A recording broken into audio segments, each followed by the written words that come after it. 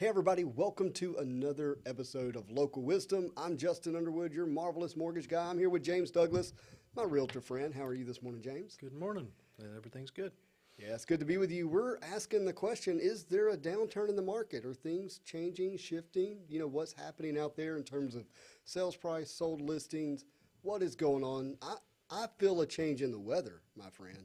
Look, I don't know if it's the change in the weather or all the numbers that I looked at in the last couple of days. My head is spinning. Oh, man. I tell you, it really feels good outside right now. I'm so excited. The 50s, it was great. I got out at 5:45 this morning. And Origin, I'm tired. I didn't get home until after 10 o'clock. We had a big culture celebration at Origin last night. It was a lot of fun. It was in Ruston.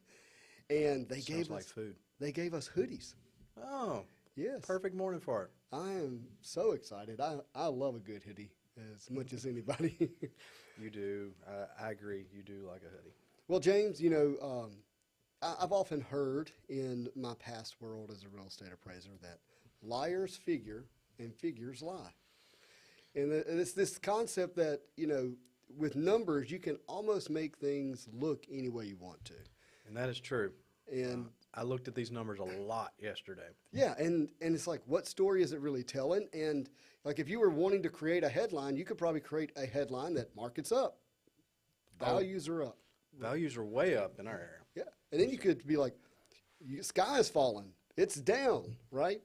Oh, yeah, because listings are way down, and sold listings for this month are way down. Well, I think wisdom doesn't lie in a headline, There right? you go. Yeah. And so the desire isn't here to like give you this one big statement you can walk away with and kind of freak out one way or the other. It's really just to give you the wisdom you would need if you're deciding to buy, or if you're deciding to sell, or if you're just pausing for a bit. True. I know that some people maybe watching have to buy or have to sell. Right. And so with some knowledge, you should take this into your into this account. And you know, when you talk about markets, and we're looking at a market, and we generally pull numbers. I say we, meaning you do all the hard work here, right? Is that we're looking at Northeast Louisiana. Correct. And there's a reality that there are markets within that market, Yes. right? Lots of them actually are market areas. And so each one has its own kind of economy that's going on, its own, you know, up or down or stable. And that's true. And for the most part today, we probably will just talk in general about Northeast Louisiana. Yeah. And so, Yeah, if you feel it, if your experience is different than what we're sharing, just know that we're painting with a little bit of a broader stroke to reach most people. well, sure, because we would have to take weeks and weeks. And You would have to hire a professional real estate appraiser to give you an estimate of market value as of a specific date on a specific house. on a specific house. And look, And then, that's not happening this morning. no, it's not. But there are a lot of things going on in the market, and I mean, they've been talked about ad nausea about COVID and what was going on even prior to COVID, right? Prior to COVID, and most of you have probably, you know, you've seen and heard and all that. And then we have inflation, what's happened in the economy as a whole in general. It's affecting, obviously, real estate market, and it's affecting Northeast Louisiana. And we're just going to talk about what's happening. Let's do it, man. Let's get into it. So how are we measuring this conversation of, is the market up or down? Well, obviously, there's numbers. Yep. But there's a lot of different numbers and a lot of different ways you can look at it. And one way is just pricing. Yeah. Like, Just- what are houses selling for on average? So let me give you a number. Okay. The median price of a sold home by Northeast Louisiana realtors in 2019. Median meaning the middle, right? Yes, so let me define that term just different than average. Average would, you'd add up every single property that's sold and then divide it by the number. And your outliers can skew that. Right, so if we have a $3.5 million home in that, it pulls the number up. So the median kind of takes out that, and it lays all the numbers out in sequential. Yeah. And then it picks the middle number. The middle number. Love it. So it actually is a much more, for most people, it's a better indicator of what's actually Yeah, going on. and in the professional valuing world of appraisers, they prefer, well, we always preferred mode, which is most, but that can be difficult. But median becomes your next choice. Correct. So the median price of a home sold in 2019, $167,000. Yeah, I felt it back then. Yeah. But actually, for the preceding years, Yeah. it was almost the same. Right. Like it didn't change that much. Like there was a very small gap. I mean, Yeah, and for context from interest rate standpoint, in 2019, we were still in some fives, and if you were good, you were high fours. right. 2018, it was well into the fives, and if you didn't have, It's not much good credit, different than what it is it's, today. It's not terribly different, is my point. Right. It's not that much different. Mm-hmm. So far, Yeah. and I haven't told Justin this number. Oh, So what would you think in your just guess? Mhm. I mean, you have an educated guess, obviously, but what would you think the median price of a home sold this year? well, my numbers that I see is around $240,000 is our average loan amount. Right. And that's average, Mm-hmm. and that would be really close to the average. Mm-hmm. But the median's 207. 207? Yes. Wow, I am shocked by that number. So, but that's $40,000 more than it was in 2019. That's a 24% increase in 3 years. Should have bought more houses in 2019. Yeah, you should have. If you need to buy a house, please call me. Yeah. And because these numbers, like this, we're not Yeah, twisting anything. This is actual. right. And so 167 to 207, 40,000, 24% increase over 2019. That's an average annual salary basically in 4 years that somebody would have earned Yeah. in their home. And so if you bought a home 3, 4, 5, 7, 8, 10 years ago, you're probably sitting on some equity that you may not realize. Right. And you may realize it, but there's definitely something there if you need to know about it. So Absolutely. so that's one indicator in the market. Like real estate is good in that sense. It's been a good. So the headline investment. would be there. It's like market's up, numbers are good. Right. That would be the thing to look at. Okay, man, my house is worth more today than it was yesterday. Yeah. And we felt that in the market. Right. I'm going to jump to a number that is, for you and I, we deal with a lot. Most people sitting home don't think about it as much. I mean, we talk about home values, talk about interest rates, but I think about days on market. Yeah.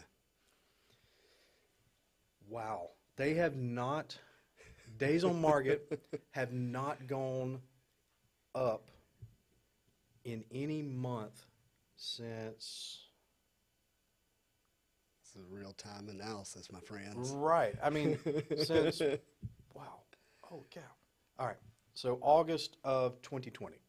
Okay, so from the day it was listed, signed in the yard, online, listing agreement signed, to the day that it closed. Correct. So the reality is there's likely a 25 to 30 day-ish period where it was under contract. Correct. So whatever you're about to tell us, subtract 30 days from that, that's really the time it was on the market. The average.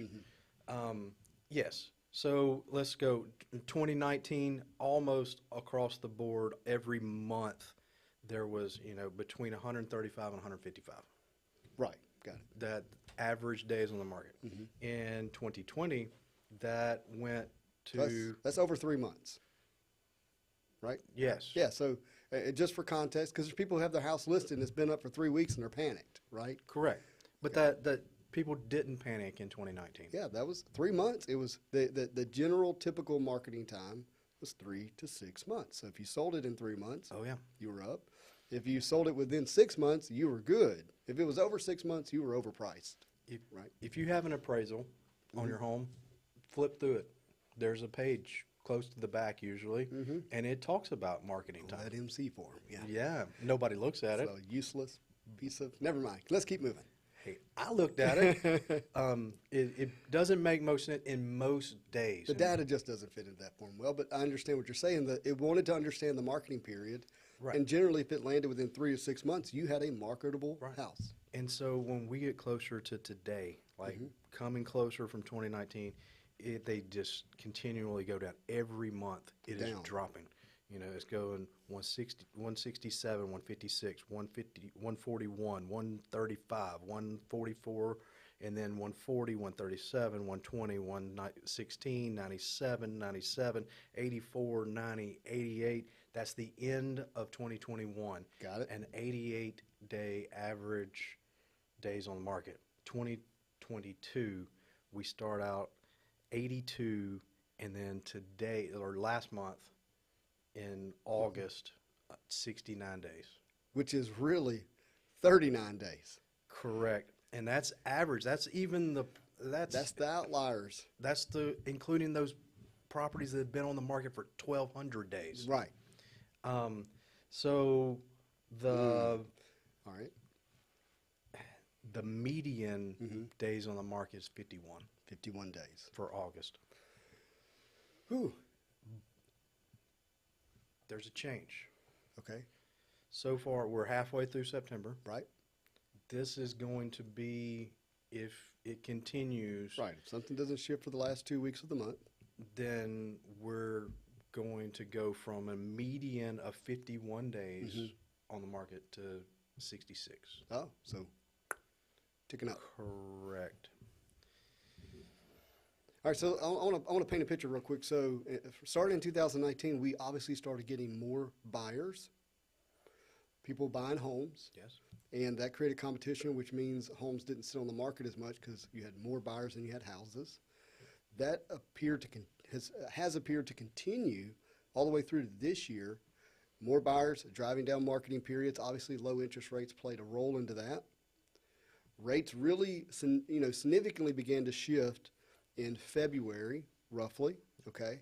And by shift, I mean, we're talking like 2.75, 3, 3.25, and they've shifted all the way till today where they're literally in the high fives and sixes, okay? And so with that shift, the marketing days held because, again, there's still more buyers than houses. And then, but now we're feeling that maybe that's changing. What is having buyers maybe not as in demand to buy as there is inventory? So we'll back up just a little bit and talk about just the inventory. There has only been in 2020, 2021, and 2022, there have only been 3 months where we have had more new listings than we did in 2019. Oh, okay. 2 of those months were the 2 months coming out of our everybody had to stay home month. Yeah, our lockdowns. Yes, so that was June and July of 2020. So those months previous to that, like It's were just- really like There's a lot of forces impacting this data. right. In there. And so those 2 months would make sense, but after that, everything dropped off. In December of both 2021 and 2020, there was more new listings than there was in 2019, but no other months. So I'm going to take out the 2 months, June and July. Right. Really, there's only been one December in each of 2020 and 2021 that there's been more inventory than we had in 2019. Interesting. But sales have been consistent or higher. Right. And so that's where we're at. Inventory is low. Demand is steady.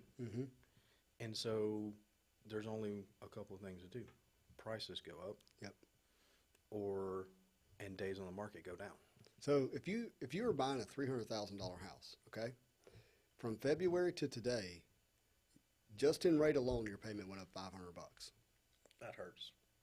Same sales price, That hurts. but the monthly payment, they were $6,000 more a year, right, for that home. And that's going to and is having an impact.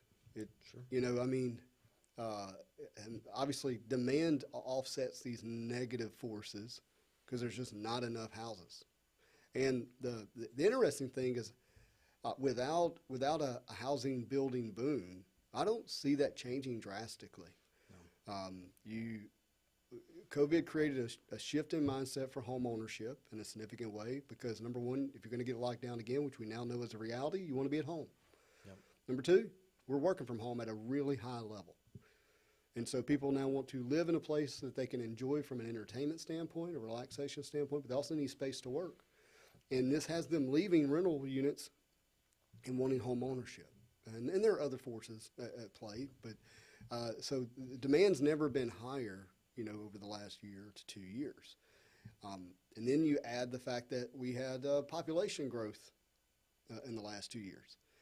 And that is going to continue to drive home ownership because the reality is once you have children, school zones, having a place and safe yard to be, all these things start playing a role in your desire to have home ownership. And that typically grows, like first time home, second time home, you know, like it doesn't go away. And so I don't see demand diminishing at a significant level. Oh, it's not going to, for sure. We saw the perfect storm come about with COVID, but it was already brewing prior to that. We have, and this has been talked about, this is not something James is talking about, but just in the U.S. as a whole, our population is bottom heavy. Our older generation is actually staying at home longer. With medical advances and the way things are going at home, our older generation are staying in their homes longer, so there's not those homes coming on the market as much. And the younger generation, our millennials are already buying houses. They've been buying for years, but Gen Z is coming on the scene. And they are hearing and seeing all of this investment stuff. They're telling you. It's out there. And so we're seeing 18-year-olds coming and buying their first property. I have made loans to 19-year-olds to buy their first home, and we talked about this previous on the show. Young people see themselves as entrepreneurs. Yes. I mean, It's great. they just do. They see themselves as business owners. Social media has played a big role in this, okay? And if you have any type of entrepreneur mindset, more than likely your focus is going to shift really quickly to real estate. And so that's going to continue to drive demand. But their numbers. Millennials are huge. My generation, we're small. We're little. Like when we came on the market, it wasn't that big a deal for the housing market. Millennials started buying homes, and Good credit scores and save down payments. yes, a lot of the millennials waited and for a little while. Doesn't seem that Gen Z is going to be waiting, and so we have really new millennials coming on to buy, and these Gen Zers coming on, and we don't have enough homes in the U.S.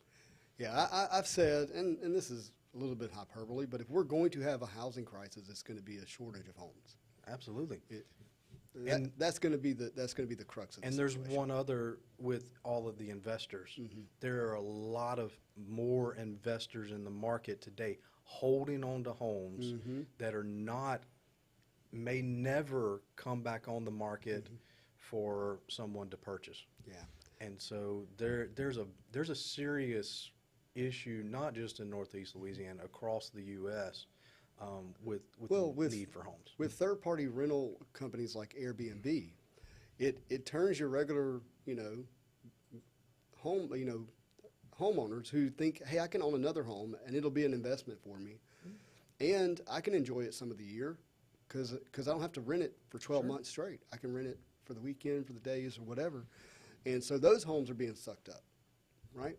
Oh, it's a broad spectrum issue. There's multiple factors, and so the bottom line is there's not enough homes for all the people, but the pricing has gone up so much that there's a lot of buyers that are just. Yes, I would say there's significant pricing pressure because interest rates are up. Yeah. And and you, if you're the seller, if you think you're not feeling it, know that your potential buyers are very much feeling it. These are the conversations we're having. We're having to consult in a way that says, hey, look, you have a need for shelter, you have a need for home ownership. If you're going to live in a landlord unit, guess what's happening to their interest rate? It's going up as well. So you're going to pay it one way or the other, right? And so you might as well go ahead and focus on buying the right house, not so much focus on buying with the right rate. Correct. Because I've seen people buy houses because of rate. They felt rushed into it and end up getting a house that they didn't want at a rate they wanted and realize that that wasn't the most important and critical thing. And that's not to say that it's not important. Don't mishear me, okay? A good lender is going to make sure you budget. Sure. Okay? Make sure you don't overspend. The last thing a bank wants is a house, I promise. We're really good at banking. We're really bad at real estate, okay? But with that being said, your focus needs to be, what house am I going to, quote, marry? What house am I going to really connect myself with that I want to be in to raise a family, or whatever your housing need is, okay? And I'm going to date the rate. Sure. I'm going to date it, and I realize that if a better rate comes along down the road, strategically, if I'm working with a lender that's really thinking through my finances in a positive way, like long-term strategic, I'm going to refinance when it makes a lot of sense. Sure. And so this higher rate environment that we're in, you may only have it for 12 months, 24 months, because this is what happens. It just does. That's just what up and down is what happens in the interest rate world. And so there will be a down at some point, and you got to, be in a house that is going to be suitable for your family or whatever your needs are, that's going to grow in value over time. Leave it better than you found it. Take care of it.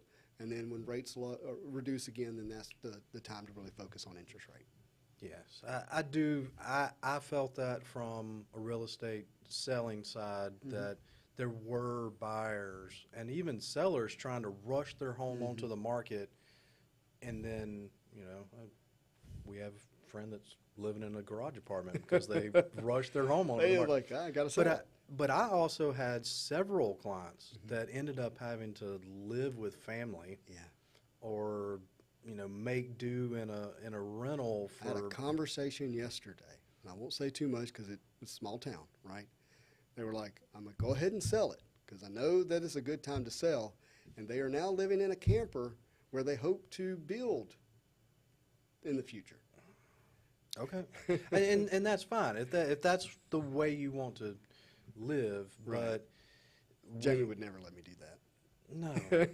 no, but we both know people that've done it. Yep. And so So I think the broader advice is there are good and bad reasons to do anything in real estate right now. It's really important that you're working with a professional on both sides of the equation, whether it's on the listing or selling and buying side, or whether it's on the finance side. Okay. Don't do what a lot of these online lenders are doing right now and advising people to pay $7,000 to $13,000 additional in points to buy a lower rate. When the market's going to give you that rate sometime here in the near future, more than likely. Now, I can't predict the future, everybody. sure. But just as history has it. So don't do that. Yeah. Don't throw away money. And let's be honest, the rate that you're getting today, if it's 5 or 6, or I don't know what one might get, but if it's in it, it's still pretty darn good. My first rate ever was 6 1/4. Mine was 6.5, and I thought that I was getting a great deal. And if you listened last week, you know that me buying that house was a real blessing for my family and I. The rate didn't change that. And mine wasn't necessarily. Work with a professional. That's kind of our point. True. It wasn't the rate that made the difference. No, it was not. There was a lot of things going on, and one day I'll share my full story on that first house buying experience. Well, James, we've gone long. Yeah. We got to get to this top 5, my friend. Yeah. No, well, okay. So this top 5, these are actually a lot just average, lower than our top 5s typically. Yeah. And indicative of what we've seen over the last 2-3 weeks. We didn't have much to pick from. You said only 29 deals closed. Only 29 this week. It was a short week. It was 4 working days. We had Labor Day. Right. And, coming off the end of a month. right? Correct. And so we don't want to we're not going to, this is not Monday morning quarterback where we're overreacting, right? You know? Yeah. So, No. But usually you have 29 that just couldn't make it at the end of the month, and they get pushed over. it is a into- really low number. I don't, again, And so, we'll react strongly next week because we'll have a full week after that to look at. Sure. All right. Number 5 is in Monroe on Desterhand Drive. Let's do it, Desterhand. It was listed at $347,500 and sold for $337,000. Who is our real estate agent? Marla McIntyre. Miss McIntyre, congratulations. Yeah, Miss for Marla. making the top 5. Good job, Marla. All right. Number 4 is in West Monroe, Gretchen's Walk, right around the corner from Justin and I. I may be familiar with this one. And all right, listed at $339 and sold for $339. Yeah. The other one sold for $10,000 less than asking. This one sold for asking. Even in the middle of this, whatever we're going through, 99% of list price is what the average home is selling for in Northeast Louisiana, and this goes full price. Who's our realtor? Our realtor, Elizabeth Freeman. All right. Congratulations, Miss Elizabeth. Yes. All right. And then number 3, listed at $339,000, just like the last one, in Sterlington on Perrick's Beak Road. Yeah. But it's over $355,000. Holy smokes. Yeah. Donna Mentor got that one sold. $355,000. It's a nice home. It's clean. Looks good. It's a newer home. Yeah. But it was great. But again, here we are with something that sold above asking because there's just not that much There's on the not market. enough there, but good job, Miss Donna. Yeah. And then the next one is in West Monroe. Number on 2? Ingram. Number 2. Ingram with an I. With an I. Got it. Ingram. All right. And so Brian Bendeley and Linda Edwards teamed up on this Mr. one. Brian. Oh yeah, no, Brian does a great job. It was listed at $375. It's got a pool, but sold for $368. Okay, 365 was the list, sold for 368, so it went above list price. Days on the MLS, 83 days. Good job, Mr. Brian, Miss Linda. Yeah, no, this is great. And then number 1, Oh, the crowd is excited. great job by Mickey Freeman again to Miss get this Nikki, one sold. she's been in number 1 spot before, I believe. She's definitely been in the top 5 multiple Yeah. times. So, on Phillips Drive in Farmerville, Oh, it's got a Farmerville address. the UP. Yeah, it's more Rocky Branch-ish, Okay. but it's on the Washita River. Nice. Yeah, no, it's a true 2-story home. Yeah. Looks out over it's a really nice home. Listed at $489, sold for $460. Originally was listed at $495. We got 175-day market time. These are unique properties. This was very unique, actually. We've talked about water, and the river. People worry about the river and the rising water. I do not believe this home flooded, so I think this is a great property for somebody. But this shows if you have a realtor that got their thumb on what's going on, they're going to be advising you on your pricing. Right. We are getting with days on the market like 60. You're getting almost instant feedback on your pricing. And that's what I've been telling people is we're going to know one way or the other. Yeah. We're either going to get a lot of people looking at it and they're going to be giving us feedback verbally, or we're not going to be getting a lot of, and then we're going to know, hey, If it's cold at all, we got to be on it quick. And so, good job, Mickey, getting that done. She does a great job, and she did it again here. So. yeah, what a great top 5. Yeah, no, it's good, and I'm going to be interested to see what happens the rest of this month. Yeah. We're on pace to see some significant changes in the market, and so especially those days on the market, I think there's an uptick in that, and we're going to see some things staying on the market longer, especially if we are only selling 29 properties in a week. There's going to be a a growing inventory. If they're not selling quite that fast, and with that growing inventory, we'll see what happens. Well, everybody, if you want to keep up with what's going on in the market, be sure to tune in every Tuesday. If you need a real estate professional who really dives into the numbers, give James Douglas a call.